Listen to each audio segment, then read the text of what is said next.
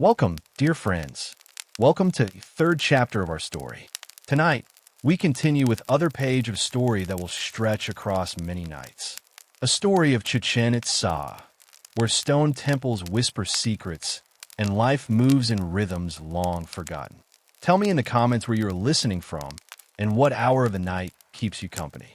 It's always magical to know that these words travel across oceans and time zones. If you like the stories, please let us know in the comments which story you would like to hear next.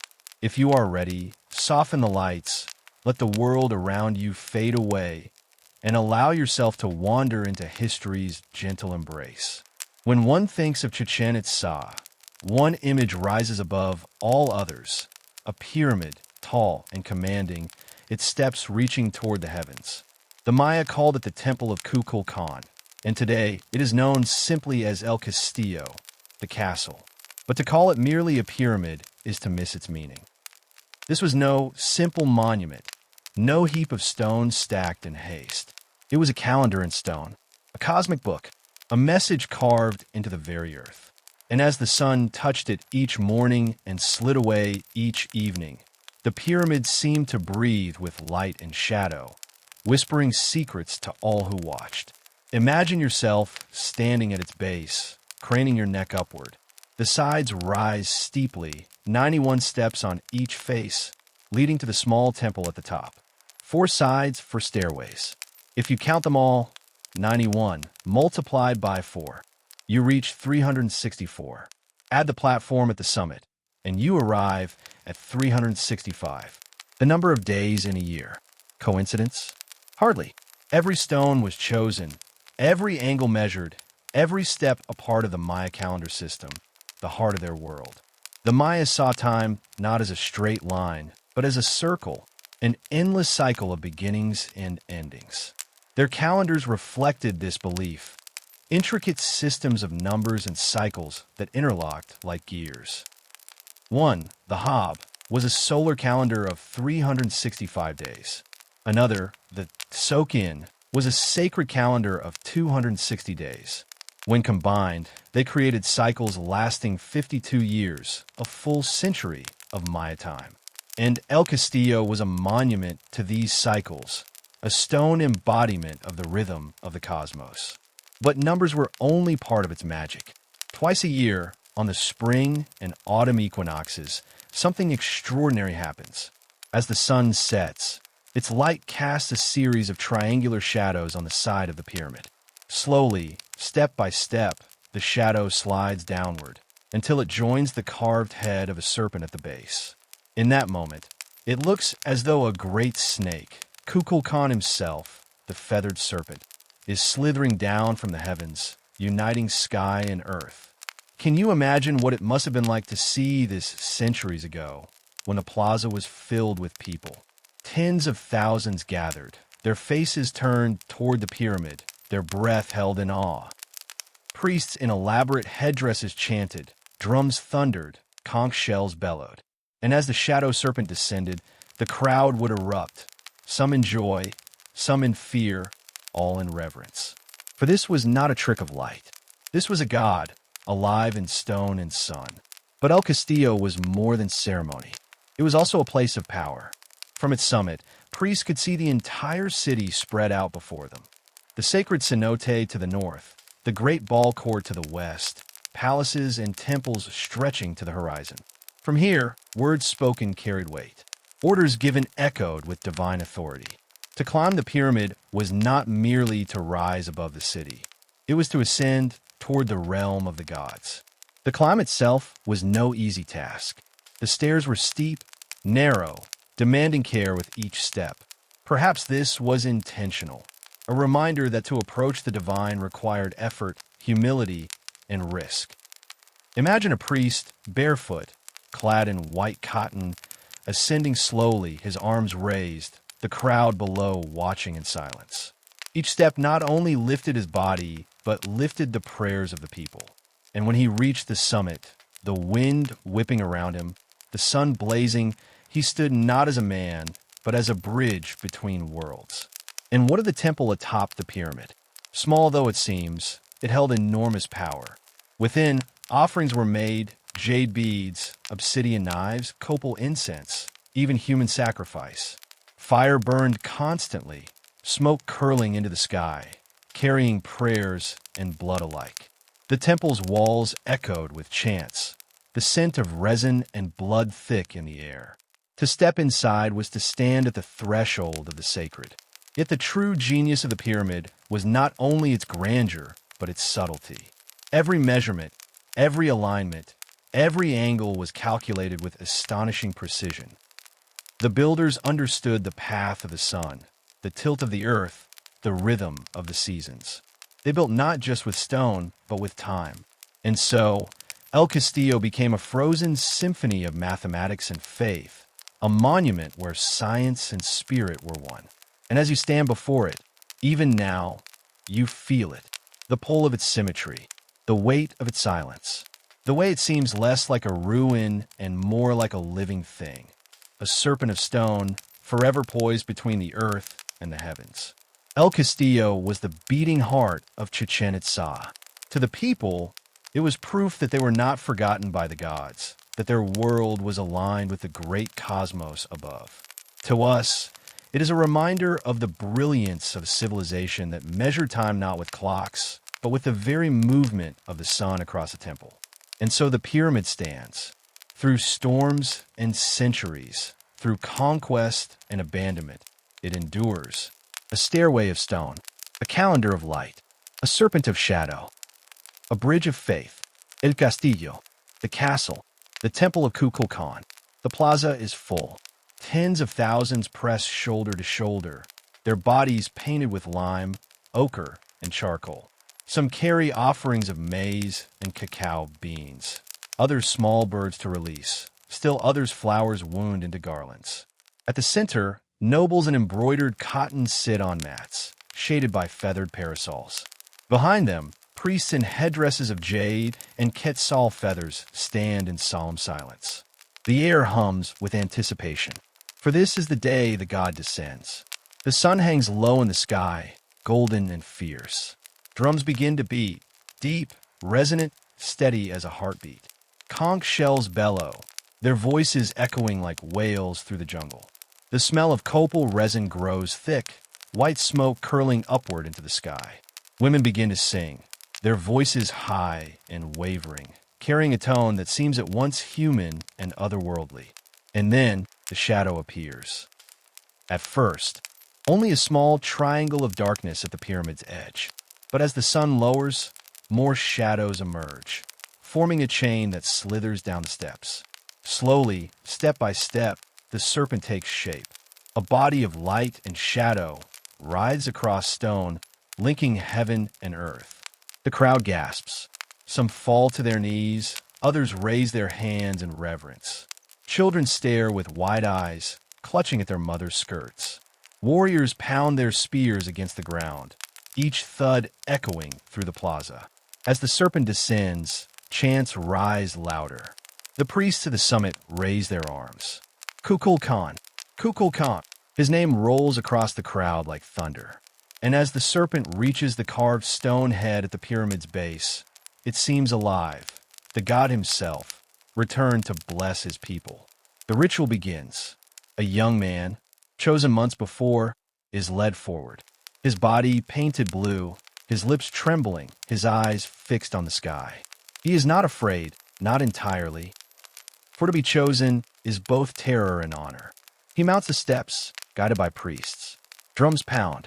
The crowd holds its breath. And when he reaches the summit, a hush falls. The blade flashes. The offering is made. Blood stains the stone. A heart, lifted high, beats once more before it is offered to the sun. The crowd erupts. This is not death. This is renewal. His blood, his heart, his life, all fuel for the turning of the world. The serpent vanishes with the setting sun, and the people know. The cycle continues. But how was this pyramid built? This perfect machine of stone and shadow. Picture the jungle, centuries earlier. The land is cleared, the earth leveled. Stones are quarried from the earth itself. Massive blocks cut with tools of flint and obsidian. Thousands of workers toil under the sun, carrying stone on their backs, dragging logs, weaving ropes. Some are free citizens, offering their labor to the gods. Others are captives, forced to build the monument of their conquerors. All sweat, all strain, all bleed. The pyramid rises tier by tier. Each layer carefully measured, each angle aligned. The priests watch constantly, consulting the sky.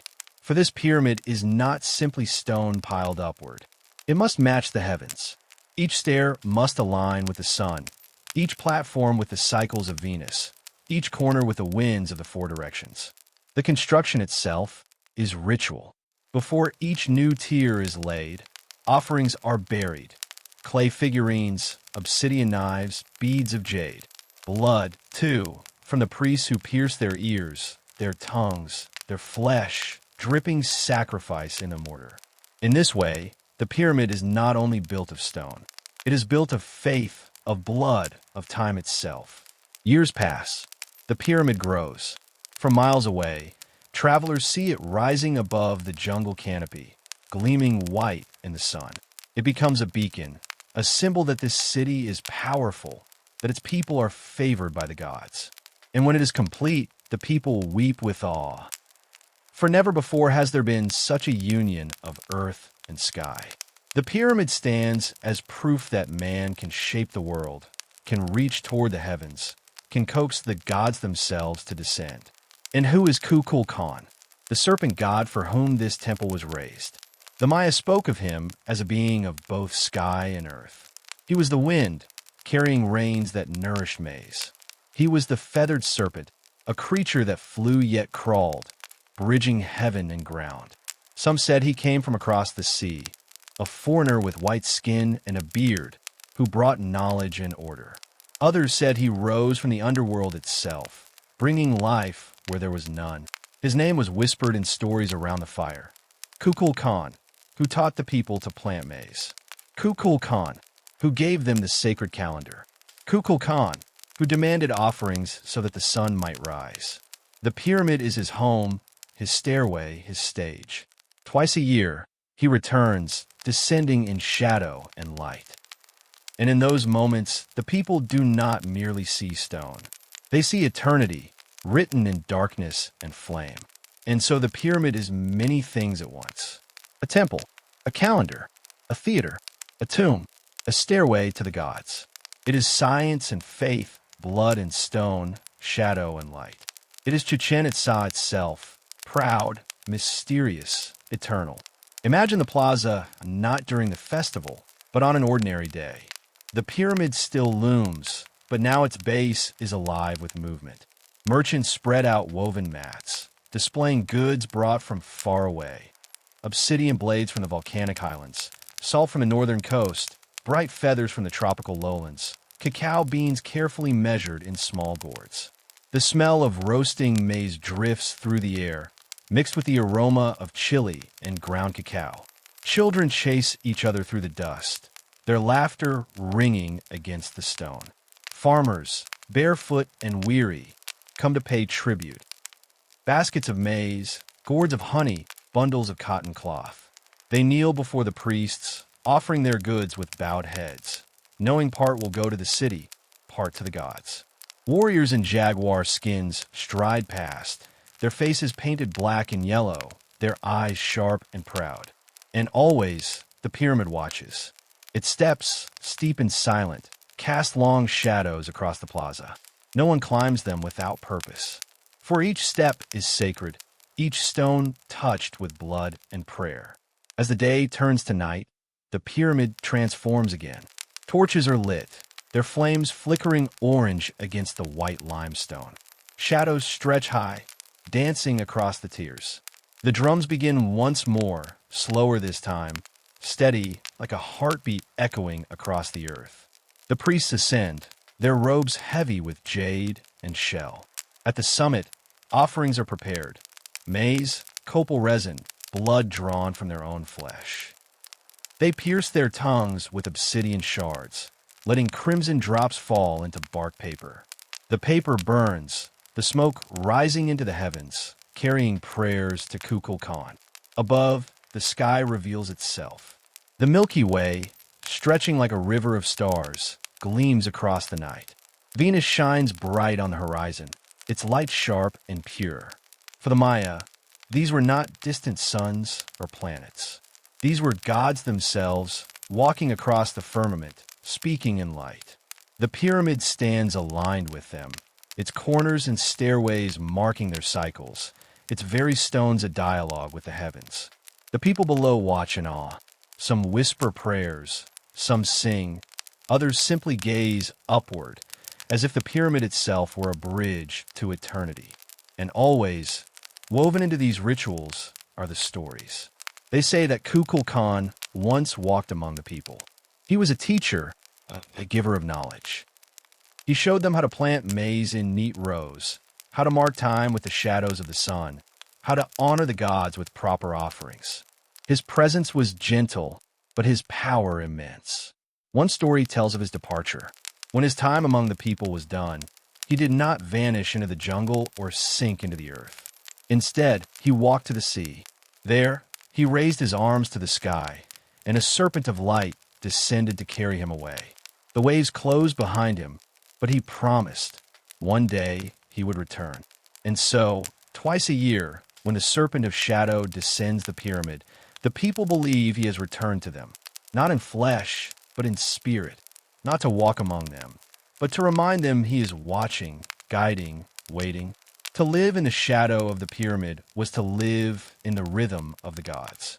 For a farmer, the first sight of the pyramid in the morning was reassurance. Its stones gleaming in the rising sun meant the gods still favored the city. The serpent would descend again, the rains would fall, the maize would grow. For a child, the pyramid was a source of wonder and fear. Its steps seemed impossibly steep, its summit lost in the clouds. At night, they heard stories of spirits who lingered there, of gods who might snatch the unwary. Yet they also dreamed of climbing it one day, of standing at the top, touching the sky. For a merchant, it was a beacon. From days away, through jungle paths and dusty roads, the sight of the pyramid meant safety, trade, wealth. Its very presence declared, this city is powerful, this city endures. And for the priest, it was a burden. Each sunrise, each equinox, each ritual required precision. If the shadow failed to appear, if the stars were misread, it would not simply be a mistake. It would be a fracture in the link between man and God. The priests carried this weight, their bodies marked by scars from endless sacrifices, their minds sharpened by calculations of stars and time. The pyramid itself holds secrets still. Archaeologists, digging beneath its steps, found another temple inside, a smaller pyramid built before the one we see today. Within it, they discovered a red jaguar throne, carved of stone, its eyes glowing with inlaid jade, its body covered with tiny discs of shell. Upon it, offerings were laid, bones, beads, obsidian knives. Why build one pyramid within another? Perhaps each generation sought to outdo the last, building larger, grander, closer to the heavens. Or perhaps each layer was a renewal, a rebirth, as though the city itself shed its skin like the serpent God had honored. Beneath the pyramid, deeper still, lies a secret more mysterious, a cenote, a sinkhole of water hidden in the limestone. For the Maya, cenotes were gateways to the underworld, sacred wells that connected the living to the dead, the earth to the gods below. To build the pyramid above such a place was no accident. It was a declaration. Here is the center of the world, where sky, earth, and underworld meet.